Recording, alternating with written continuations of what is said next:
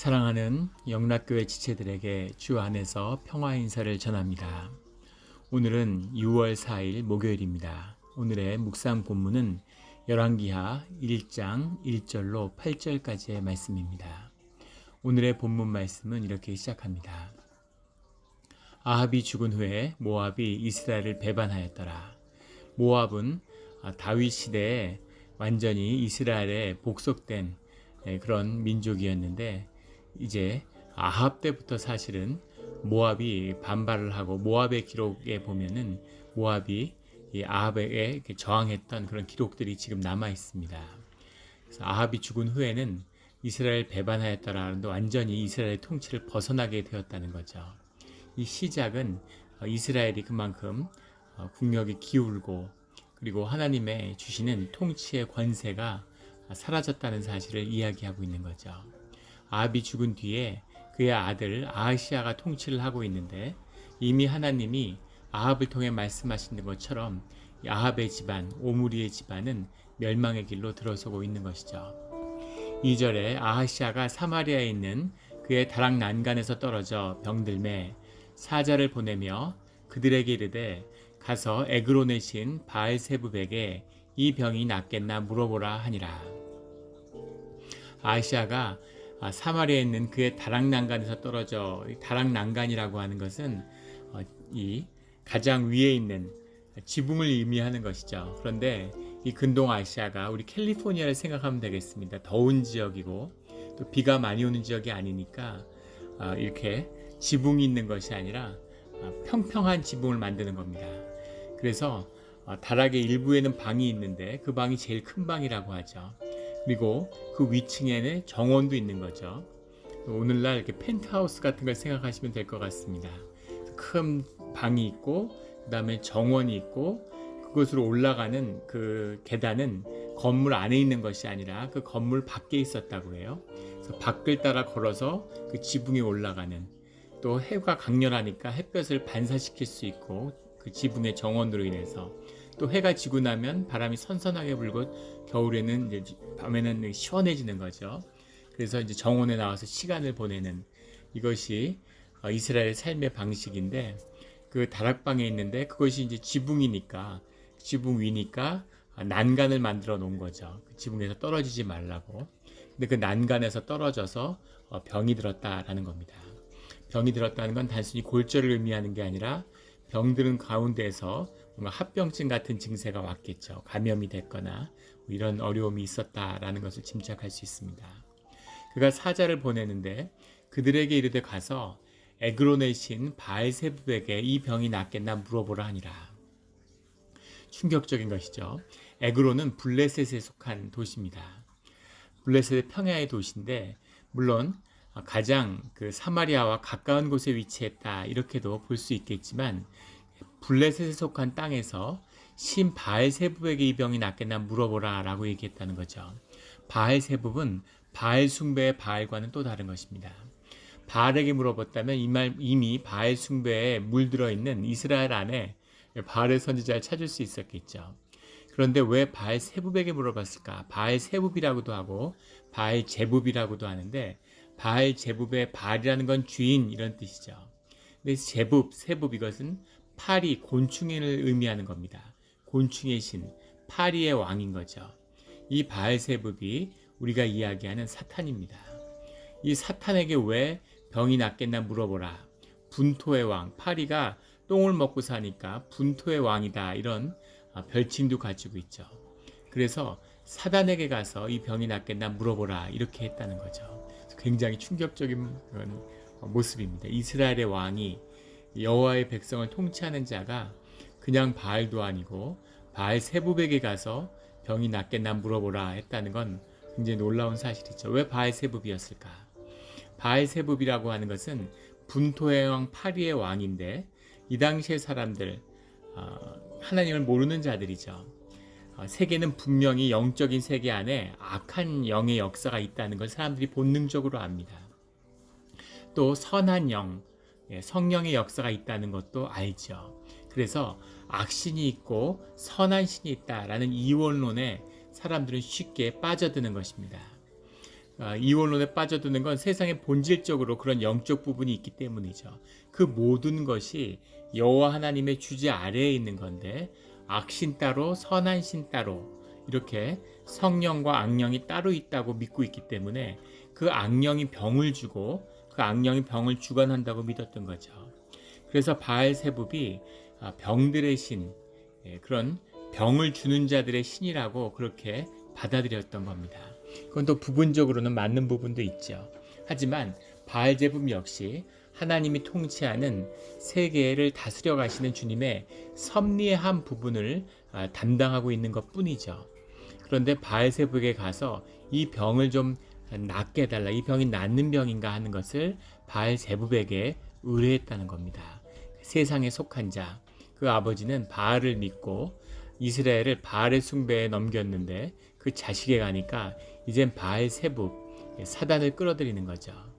마치 마약에서 마리아나로 시작해서 나중에는 무슨 헤로인이나 필로폰 이런 데 빠져드는 것처럼 점점 더 악한 곳으로 빠져드는 그런 이스라엘의 모습을 보게 됩니다.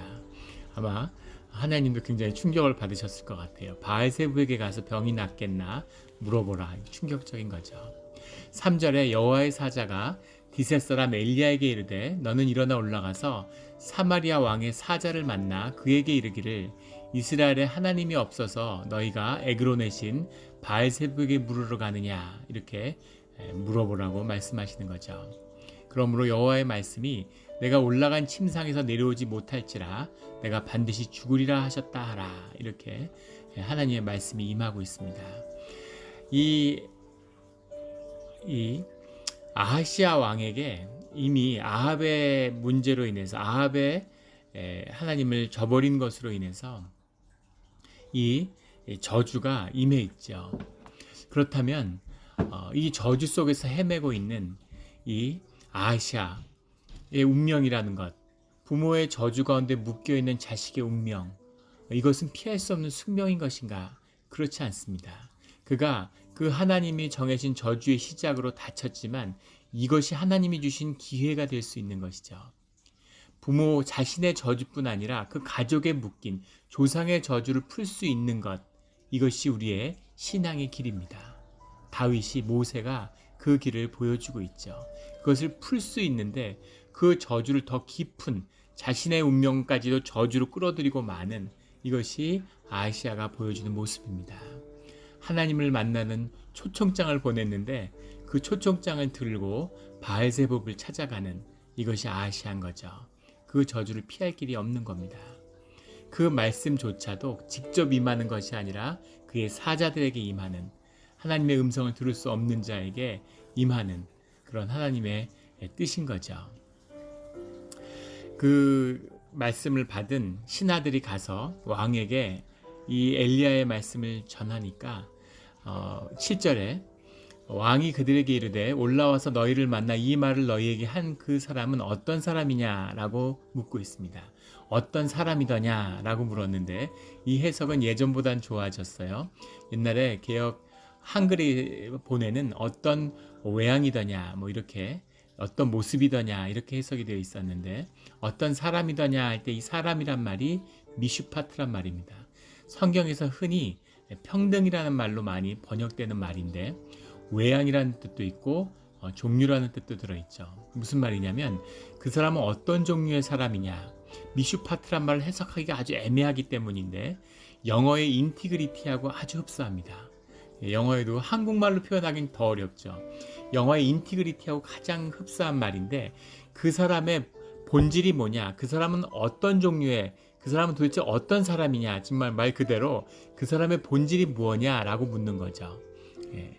그런데 그들이 말하되 그걸 어떻게 알겠습니까? 그 신하들이 그들이 대답하되 그는 그 말을 그대로 그의 외모로 받은 거죠.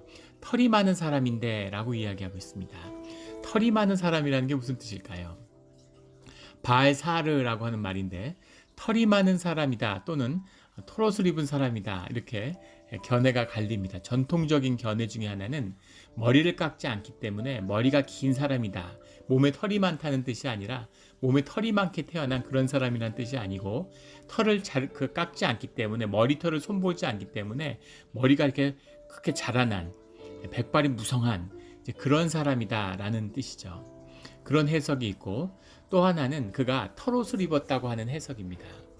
털옷을 무두질하지 않은 그냥 털옷을 입고 있는 거죠. 그것 역시도 외모에 아무 관심이 없는 사람이라는 뜻인데 그런데 후대의 뜻이 맞을 것 같습니다. 왜냐하면 세례 요한이 바로 이렇게 약대의 털을 입고 허리에 가죽띠를 띤 사람으로 알려져 있죠. 이것이 선지자를 상징하는 의미로 받아들여졌다는 겁니다.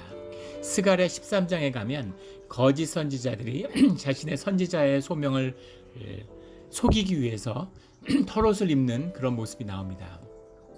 물론 이것은 엘리야의 영향을 받은 것이기도 한데 이렇게 털옷을 입었다는 의미는 겉을 꾸밀 일이 없는 좋은 옷과 폼나는 것으로 꾸밀 필요가 없는 것이죠.